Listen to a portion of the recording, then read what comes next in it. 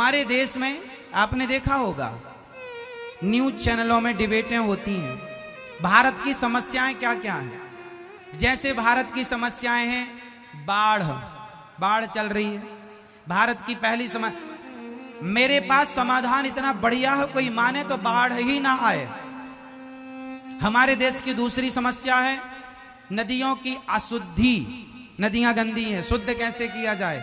कोई मेरी बात माने तो मैं 1 वर्ष के अंदर सारी नदियों को शुद्ध कर दूं और कम से कम खर्चे में, और कभी अशुद्ध ना होंगी, इस गारंटी से। मेरे पास समस्याएं तो हैं, लेकिन उसके पहले मैं समाधान पर विचार करता हूं। किसका समस्या तो है ही, उस पर क्या डिस्कस करें। समस्या पर डिस्कस नहीं करना, समाधान क्या है इसका। मैं हमेशा समाधान पर चलने वाला व्यक्ति हूं, समस्याओं में उलझने वाला नहीं हूं। तीसरा, हमारे देश में बेरोजगारी है। बेरोजगारी है, ये समस्या है। समस्या पर बात नहीं करता मैं कभी, मेरे पास समाधान है। कोई मेरे हिसाब से चले तो 1-2 साल के अंदर पूरी बेरोजगारी समाप्त हो जाए। मैं अभी कहो तो आपको एक उदाहरण के साथ समझा दूं। चलो समझो। पहला, मैंने बताया कि बाढ़ समस्या है हमारे देश की। हजारों करोड़ का नुकसान हर बाढ़ में, हर बारिश में होता ही होता है। इस नदी में बाढ़ आई, उस नदी में, किसी न किसी नदी में बाढ़ आती ही आती है। अब ये हो गई समस्या। अभी भी हमारे देश में, पूरे देश को मिलाएं तो हजारों लाखों घर डूबे हैं अभी भी पानी में। वृंदावन में भी बहुत सारे घर डूबे हैं। ये तो समस्या हो गई कि बाढ़ है। अभी दिल्ली डूब गई, लाल किला तक पानी आ गया, लोगों के घर में 5-5 फीट पानी घुस गया, लाखों का नुकसान हो गया। भाई अपनी घर में घुस जाए तो नुकसान तो होता ही है। अब समाधान क्या है? समाधान ये है, सरकार को इस पर काम करना चाहिए कि बड़ी बड़ी नदियों को छोटी छोटी नदियों से कनेक्ट करना चाहिए। अब जैसे यमुना जी में पानी ज्यादा है, लेकिन जो अगल बगल की यमुना जी से लगी और भी जो नदियां हैं अगल बगल में, वो नदियां सूखी पड़ी हैं, उनमें पानी कम है। पानी बरसा नहीं पर बाढ़ आ गई, क्योंकि कहीं बरसा तो पानी वहां से आया। तो एक नदी में पानी बहुत और एक नदी बिल्कुल खाली पड़ी है, तो क्या होगा? हमें नदियों को नदियों से जोड़ना चाहिए। क्या क्या करना चाहिए? जैसे मध्य प्रदेश में एक घटना, एक बढ़िया वाक्या हुआ। नर्मदा जी को क्षिप्रा नदी से जोड़ा गया। नर्मदा नदी, बात समझो, नर्मदा जी को किससे जोड़ा गया? माता क्षिप्रा से जोड़ा गया। तो क्षिप्रा खाली पड़ी रहती थी, उसमें नहाने के लिए भी पानी नहीं था। लेकिन जब नर्मदा को जोड़ा गया तो क्षिप्रा के तट पर रहने वाले लाखों किसान उस पानी से लाभान्वित हुए, पहला। दूसरा, नदी पर पानी होने से जमीन का वाटर लेवल ऊपर होता है। पानी का लेवल, जो जमीन का पानी है वो ऊपर आता है। हमारे देश में लाखों नदियां हैं, छोटी छोटी।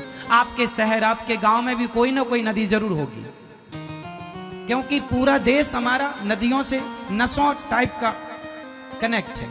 तो बड़ी नदी को छोटी, और छोटी को उससे छोटी, और छोटी को उससे छोटी नदी से जोड़ दिया जाए तो ये पानी जो कॉलोनियों में घुस रहा है, ये छोटी से छोटी नदी में कन्वर्ट हो जाएगा और वहां तक पहुंच जाएगा जहां तक पानी नहीं है। अभी देखो हमारे देश में कुछ एरिया में सूखा पड़ा और कुछ एरिया में पानी ज्यादा है। तो कनेक्टिविटी ऐसी, हजारों करोड़ सरकार अब बांटेगी। लो भैया नुकसान हुआ है, लो। अरे भैया नुकसान हो ही क्यों? वो जो लाखों करोड़ तुम बांट रहे हो, वो पैसा यदि नदियों को जोड़ने में खर्च करो तो एक बार खर्च करना पड़ेगा, सदा के लिए हो गया।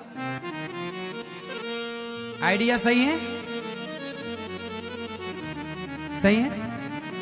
तो मेरे पास समस्या नहीं है, मेरे पास है समाधान। पहला, अब मैं दूसरा समाधान देता हूं। सरकार हजारों लाखों करोड़ खर्च कर चुकी है नदियों की सफाई के नाम पर। मैं सरकार का ये सारा पैसा बचा सकता हूं एक छोटे से आइडिया से। मेरे पास समाधान ये है कि नदियों को गंदा कहां से किया जाता है, पहले ये देखो। बड़े बड़े नाला, बड़े बड़े शहरों के बड़े बड़े नाले डायरेक्ट जाकर नर्मदा जी में, गंगा जी में और यमुना जी में मिलते हैं।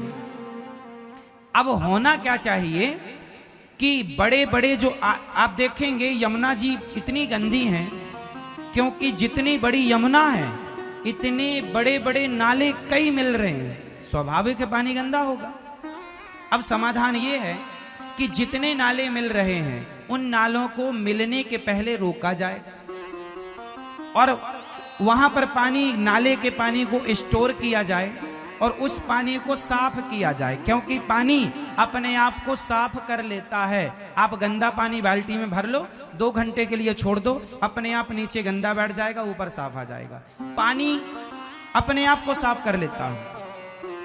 तो जो नाले बड़े बड़े मिल रहे हैं उन्हें आधा किलोमीटर पहले मिलने से या थोड़ी दूर रोका जाए, वहां पर पानी स्टोर किया जाए, वहां पानी को फिल्टर किया जाए और पानी साफ करके यमुना जी में मिलाया जाए और जो कचरा है उसे वहां स्टोर किया जाए, उस कचरे की खाद बनाई जाए और किसानों को खाद दी जाए। यूरिया और डीएपी से मुक्ति मिल जाएगी, किसानों की फसल अच्छी होगी, खाद बनेगी, पानी साफ करके मिलाएंगे आप तो प्रदूषण का कोई सवाल ही नहीं है।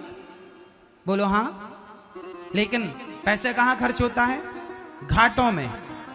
घाटों में लोग नहाते हैं, उनसे बोला जा रहे भाई तुम ये ना ऐसे ना, कचरा तो देखो, कोई साबुन लगा के नहाए गंगा जी में तो नहीं नहाना चाहिए, पर साबुन लगा के नहाने से गंगा जी दूषित नहीं होती। जो बड़े बड़े नाले मिल रहे हैं सबसे बड़ा कारण वो है, और वहां कोई ध्यान नहीं है, तुम साबुन मत लगाओ। कुछ लोग चाहते हैं हमारे देश में कि समस्याएं बनी रहें, क्योंकि समस्याएं बनी रहेंगी तो उन समस्याओं के नाम पर पैसा मिलता रहेगा। आप समझ रहे हैं? कुछ लोग चाहते हैं कि समस्याएं नहीं तो समाधान, साहब क्या नहीं, किसका समाधान नहीं है बताओ मुझे। तीसरा, कहते हैं भारत में बेरोजगारी ज्यादा है। कोई बेरोजगारी नहीं होगी यदि मेरे सिद्धांत से कोई फॉलो कर ले और चले तो। अब देखो हमारे देश में बेरोजगारी खत्म हो सकती है 1.5 से 2 साल के अंदर। कैसे? समस्याएं तो हैं, समाधान क्या है? आज तक किसी न्यूज चैनल पर आपने डिबेट पर समाधान पर चर्चा सुनी? हमारे यहां केवल समस्याओं पर चर्चा होती है। अरे ये समस्या है, ये समस्या। क्या मतलब चर्चा करने से? तुम्हारा समाधान क्या है? और समाधान निकाल लिए हो तो काम क्या उस पर स्टार्ट हुआ?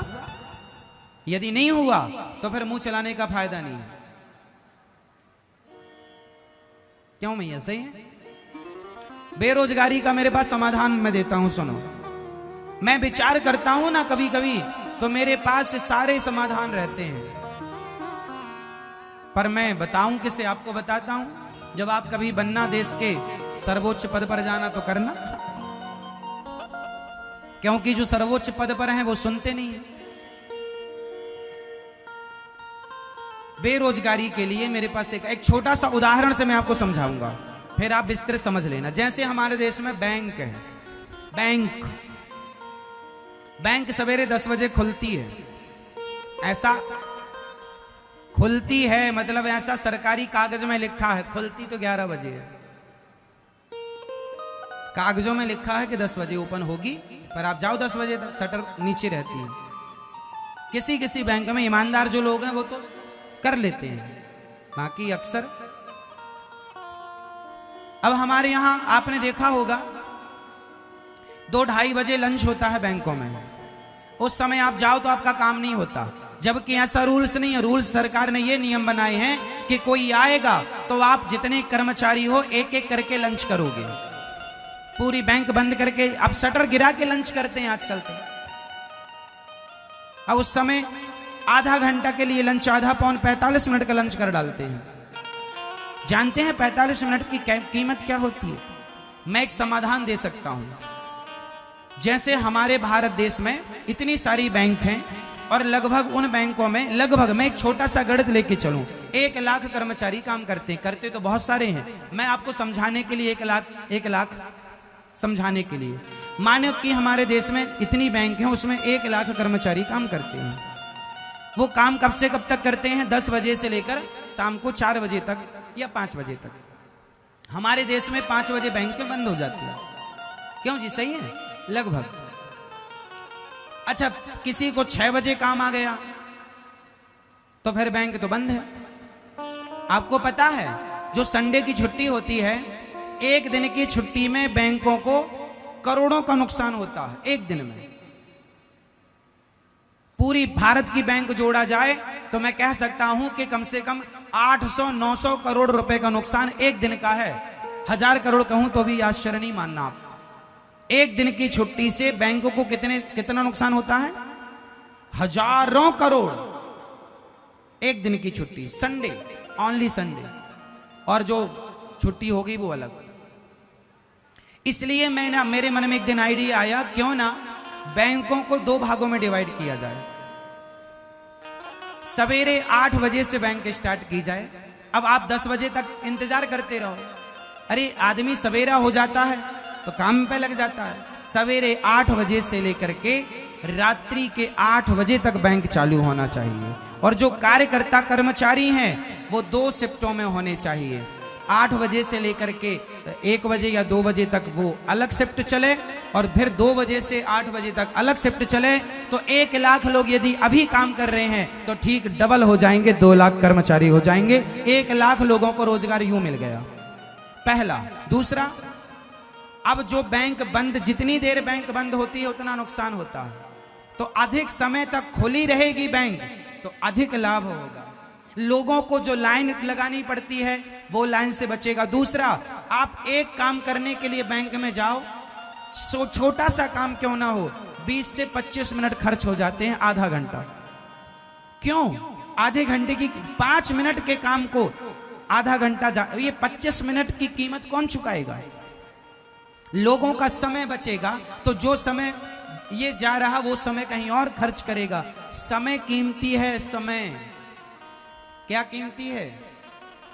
बोलो। समय। लेकिन हमारे देश में समय की कोई कीमत नहीं, इसलिए हमारा देश पीछे है, क्योंकि यहां समय का कोई ध्यान ही नहीं। अब हम सुना रहे हैं भैया, मोबाइल चला रहे हैं, देखो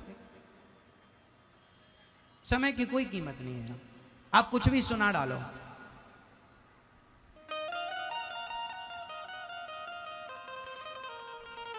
समझ में आई बात? हमने बैंक के उदाहरण से समझाया, बाकी हर फील्ड में ऐसा हो सकता है, हर क्षेत्र में ऐसा हो सकता है। बहुत सारी सुविधाएं बढ़ सकती हैं, बहुत कुछ हो सकता है। देश बड़ा है हमारा, लोग ज्यादा हैं, सुविधाएं ज्यादा दीजिए।